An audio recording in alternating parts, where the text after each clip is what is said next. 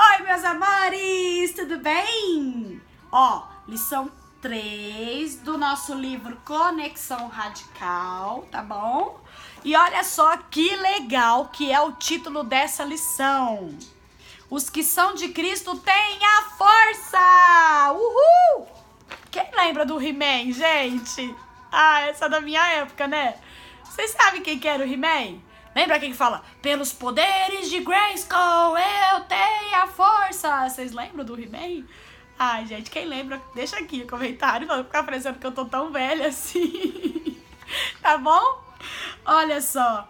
Lá em Salmos, no capítulo 84, versículo 5, tá escrito assim: Bem-aventurado o homem cuja força está em ti, e cujo coração estão os caminhos aplanados. Glória a Deus, que coisa linda, né? Sabemos que estamos em Cristo quando amamos uns aos outros. Falamos lá, né, na outra lição. Como está escrito no Evangelho de João, e se estamos em Cristo, então temos a força para vencer as obras da carne e não viver no pecado. Então fique em Cristo e você terá a força para não ficar no pecado. Amém? Eu tenho a força! Ó, tem a revistinha, fala quem se lembra do He-Man. Tá falando aqui, eu juro. Ó, quem se lembra do He-Man? Ó, viu? Muitos durante a infância, de alguma forma, foram influenciados pelos super-heróis. Qual que é o seu super-herói favorito? Deixa aqui nos comentários, tá bom? Conta pra tia. Alguns se produzem com roupas, acessórios especiais, usam máscara, capa, espada, escudo, roupas de ferro. Tudo isso para sua própria proteção e camuflagem. Os super-heróis de revistas em quadrinhos às vezes são confundidos com os bandidos, pois se ocultam tanto que até que as pessoas vejam que ele é do bem e está ali para ajudar e proteger, muita insegurança e medo é gerado. Não é verdade, né? Ó, o Homem-Aranha é super criticado. Quer mais que o Batman? Poxa, quanto tempo que o povo acha que o coitadinho é bandido e o coitadinho é mó bonzinho, né? Então, estão sempre escondidos por trás das máscaras ou de uma identidade secreta. Confiam em suas armas, espadas, anéis de poder, mas se olharmos bem, veremos em sua força pontos fracos que os deixam vulneráveis aos ataques dos inimigos.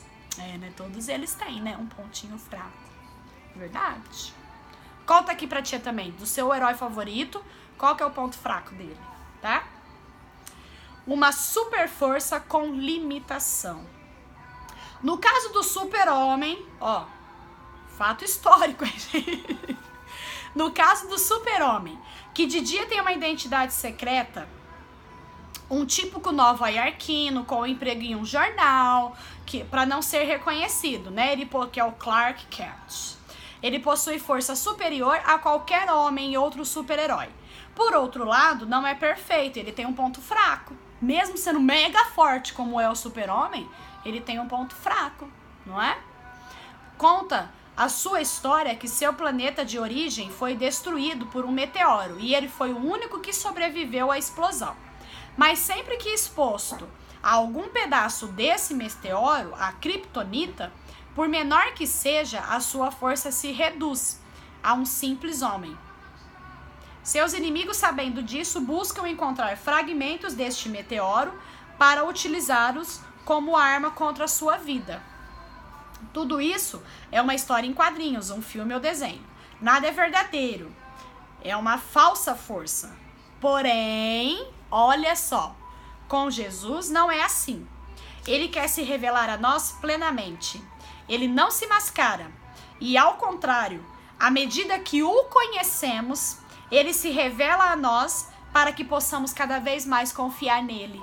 Olha, ele tem que ser o nosso melhor e maior super-herói. Poderes especiais somente Jesus tem.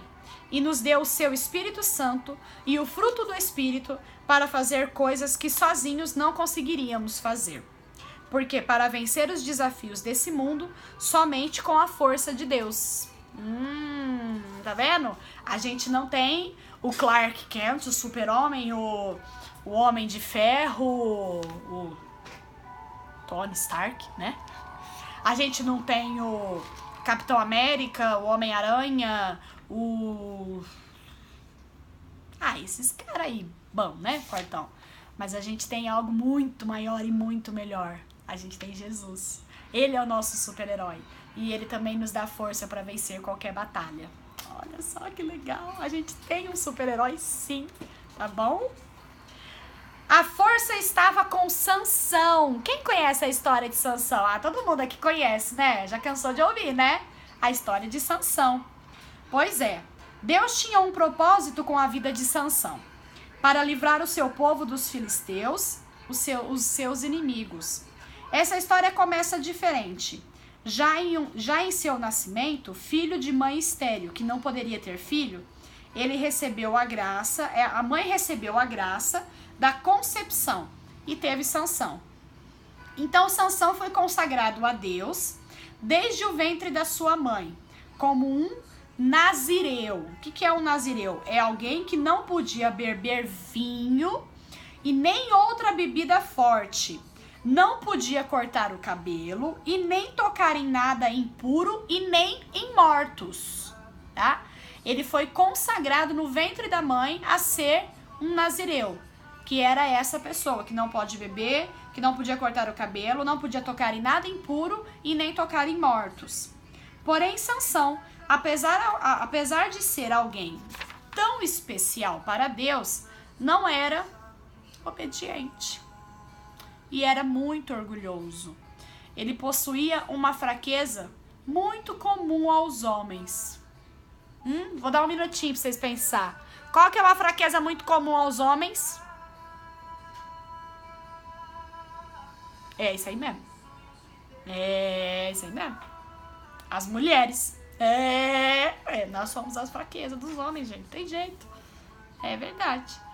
Mesmo sabendo da ordem de Deus para o seu povo, de não poder casar-se com mulheres de outros povos, ele não podia, por exemplo, ele é brasileiro, ele não podia casar com uma mulher americana, entendeu? Ele tinha que casar com uma brasileira. Era uma regra do povo dele naquela época, tá bom, gente?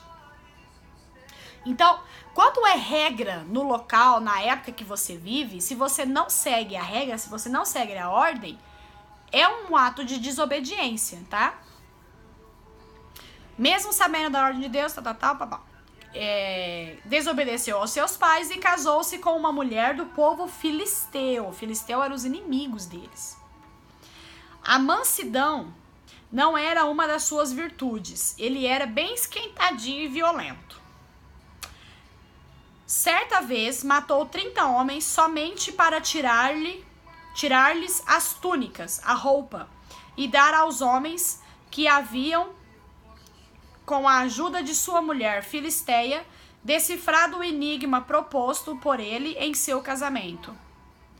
Pena que Sansão se desviou do propósito de Deus e novamente se envolveu com a mulher errada, Dalila, que também não era do seu povo, e que o levou à ruína e à morte. Dalila, com sua beleza, o seduziu, convencendo-o a contar-lhe o segredo de toda a sua força sobrenatural. Pensando estar o segredo desta força em seus cabelos, que nunca haviam sido cortados, ela armou uma cilada, cortou-os e chamou os filisteus, seus inimigos, que o imobilizaram, levando-o preso. Furaram-lhe os olhos e acorrentaram a uma roda de moinho. Cego, humilhado e ainda fraco, agora aquele homem forte era escravo de seus inimigos. A força não mais lhe pertencia. Para poder cumprir com a sua missão de livrar o seu povo das mãos dos filisteus, arrependido, Sansão clamou ao Senhor, pedindo-lhe mais uma oportunidade, e Deus o ouviu. Num último ato de força bruta, ele conseguiu derrubar as colunas do templo filisteu e matar todos os seus inimigos ali presentes. O preço da desobediência foi alto, pagou também com a sua própria vida. Enquanto Sansão andava com Deus, tinha intimidade com ele. Ele era forte, temido por seus inimigos. Mas o pecado o afastou de Deus e de seu propósito. Ele ficou vulnerável às investidas do inimigo. Baixou a guarda, sendo o alvo certo. Porém, o infinito amor de Deus o trouxe de volta, o resgatou. E no seu último ato de obediência, Sansão cumpre o seu maior papel na história do povo de Deus.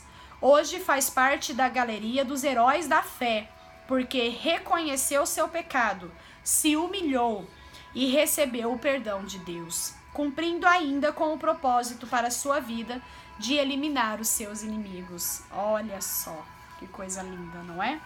A nossa força não está no nosso cabelo, nem na nossa inteligência ou conhecimento, nem na beleza ou na riqueza, mas na fé em Cristo Jesus, que nos faz vencedor. Então, a força vem de Deus, a força vem de Jesus, vem na sua obediência, em seguir o caminho de Deus, e todas as batalhas serão vencidas, mas não serão vencidas se você estiver andando no caminho no caminho errado, no caminho do pecado, tá bom? Então andem no caminho correto, no caminho da obediência, no caminho de Deus, se arrependendo dos seus pecados cada vez que acontecer de você errar, tá bom? E Deus será misericordioso e te manterá forte todos os dias. Assim como ele perdoou o grave erro de Sansão, ele clamou a Deus e Deus o perdoou, tá bom? A força está em conhecer a Deus e ter intimidade com ele. Quanto mais conhecemos a Deus, mais o amamos. Só se tem intimidade com o caminhar e viver juntos.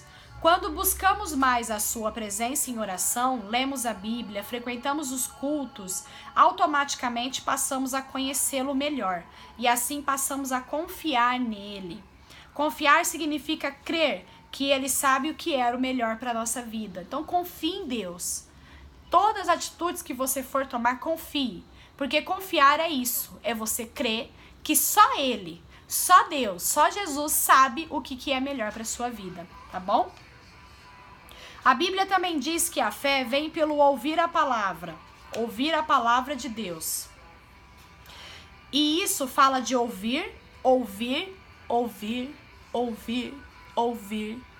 todos os dias e todos os momentos, tá?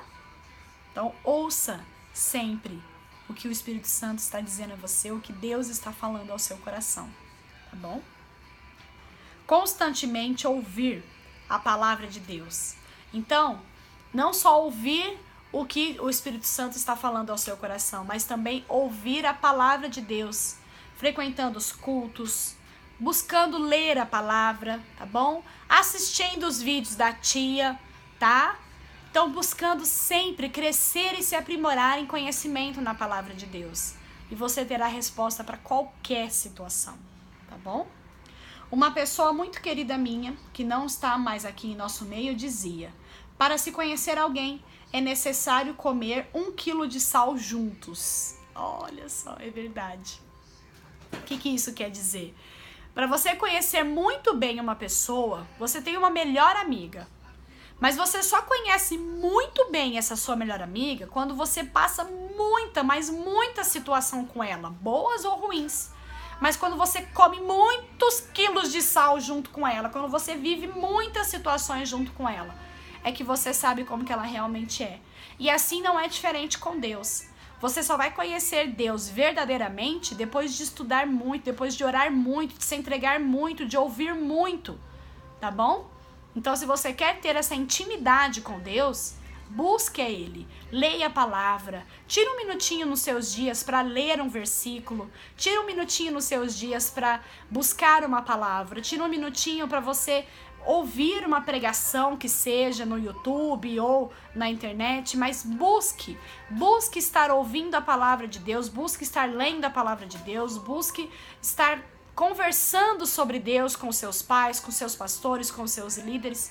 Esteja procurando cada vez mais conhecer sobre Ele e para você ter cada vez mais intimidade e Ele perto de você, amém?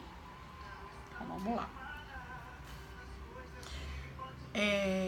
Com Deus também é assim, porém precisamos buscá-lo para achá-lo, amém? Elá Procurarão o Senhor, o seu Deus, e o acharão, se o procurarem de todo o seu coração e de toda a sua alma. Isso está lá em Deuteronômio, capítulo 4, versículo 29. Quem anda com Deus tem comunhão eterna com Ele. Amém? Então, é isso. E o desafio que eu quero deixar para vocês hoje é o seguinte. Eu quero que vocês busquem conhecer a Deus. Então, eu quero que vocês tirem um minutinho todos os dias para ler. Será que um capítulo é muito? Não é muito. Tem capítulo que é grande, né? Não sei. Quem ler um capítulo ficarei muito feliz. Mas eu quero que vocês tirem um pouquinho do seu dia, todos os dias, tá bom? Eu quero que você entre no seu secreto, no seu quarto, ou no lugar da sua casa que você sabe que você pode ter um momento mais tranquilo. Leia, abra sua Bíblia, busque uma palavra para ler. E eu quero que você deixe para mim todos os dias, eu quero que você me envie um versículo do que você leu, tá bom? Então eu quero que você leia pelo menos uma página da Bíblia, né? É muito pouco, gente, é muito pouco mesmo, tá? Então procure ler, vamos fazer assim, vamos escolher um livro para ler, né? Vamos ler o livro de... Cadê minha Bíblia? De Deuteronômio. Peraí, deixa eu pegar minha Bíblia.